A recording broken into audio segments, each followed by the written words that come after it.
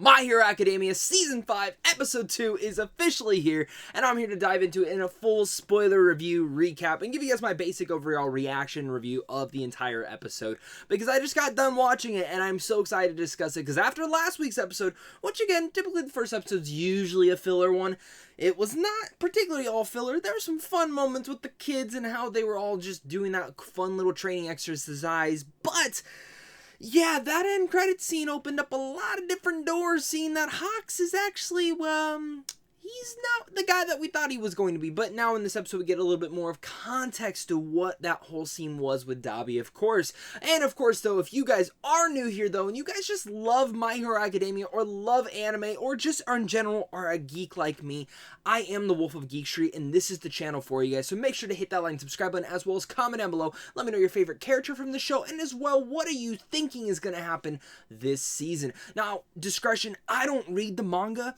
I'm not versed in the My Hero world. I just jumped into this show just a couple weeks back and am completely obsessed with it now, and I'm happy to be along for the ride here. So, of course, this episode opens up coming back to exactly what had happened within the last season, and of course a little bit of what happened in the back half of last episode, showing Dabi show up after the fight with Endeavor, the Nomu, and Hawks, which again, that fight scene was just absolutely incredible. And Dabi is a formidable foe. His powers is so unique, and it was really unique to see how they were able to really bring this about, show the different types of things inside this light, and just in general have some fun with it all at the same time.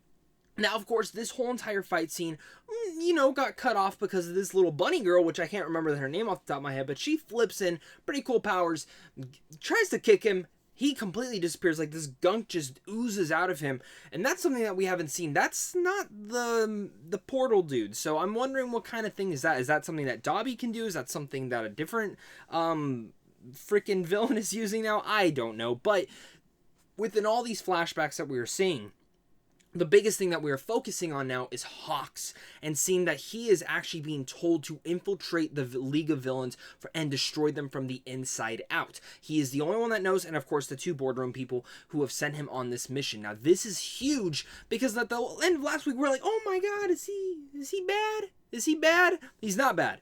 Well, from what we know from this point, he is, you know, playing a double agent. He's a hero, but he's pretending to be in the League of Villains so he can figure out more and more details. I think there's a lot of elements into there that, again, I think is super intriguing to see how the My Hero Academia world really focuses in on. And for the first time, this is one of the big things of a hero playing double agent, and really much how can that entail and hurt everyone else. And I think Hawks is a really cool character, so I'm really happy to see that he isn't just a villain. And I'm sure for manga readers, they're like, well, I already knew that. Well, I don't read the manga, so just cut me some slack. But of course, there were some great conversations, of course, with Hawks walking back on Endeavor, and just seeing how Endeavor has really much changed since the first time we'd seen him. And it seems like he is very much opened up and still become the same person, but I think he's opening up more to his family. And I think after that conversation with All Might and discussing what it means to be the #1 hero last season, it was a big thing, and seeing that conversation pop up in here again is very gratifying, and to see how it is really pushing him to be that #1 hero. How can he be? This is the age of Endeavor, as everyone is saying, and as we see, once he returns home, he's missing that eye. He is, you know, he's beaten up, but it's cool to see Todoroki, my dude right there. Also really cool to see, because first off, I think Todoroki wasn't really much in Season 4, and I think this is kind of just showing how he's going to be a main player throughout Season 5, which makes me excited because he is one of my favorite characters in the entire show. But it's really interesting to see his relationship and his father, and how it's still crumbled, but it's starting to come and pick back together, especially with his siblings. And I think this is going to be one of the biggest forefronts throughout this entire new season. I'm really looking forward to seeing how they really interact with that element, and in general, just bringing the family back together.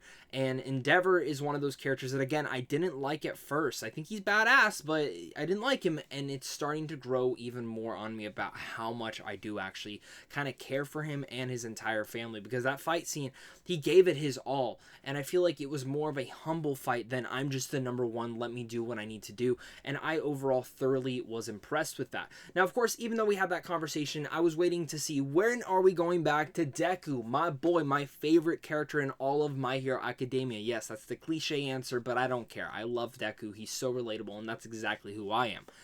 Skipping forward now, Deku's tired. He just started practicing with his powers. He lays down, and of course he has, it looked like a dream at first, but it kind of wasn't. Someone was speaking out to him. This is easily probably the biggest thing of the episode, because while we had all that great kind of epilogue conclusion to the end of last week's episode and season 4, this is kind of where it's starting to further out, as we see everyone who's ever had his power before him. And then it cuts, and we see 2 people, and that score starts playing, and whose score is that? That is All For One. But before he's beaten and oldened, it's him and his younger brother discussing the fundamentals of his powers and what he can do, and how his little brother had no powers. This is interesting. Who is his brother? How does that come into play? Again, as someone who's never read the manga and still trying to get versed into the My Hero world and kind of start to learn everything in the mythology, this is new to me. And it's new to Deku as well, as we can see. And throughout this whole entire thing, it is intense. And anytime All For One comes up, there's this formidable feeling in there that's, honest to God, very scary and very heavy. And his presence, even though he is not concurrently in the show and seriously is held in a prison, he is still one of the scariest characters in the show, because we know how powerful he is. And it literally took All Might going to retirement to stop him, which is still one of the best episodes I've ever seen in this entire show. But at the end of this, of course, he reaches out and touches Deku, and Deku's arm lights up, and they talked. So is this someone projecting their feelings in them, being able to discuss with him? Is this something that just everyone who's had that power is able to really intersect? It's really interesting to see how this is going, and it's interesting to see where Deku is going as a hero. He's only at 20%. What percentage will he be at the end of this season?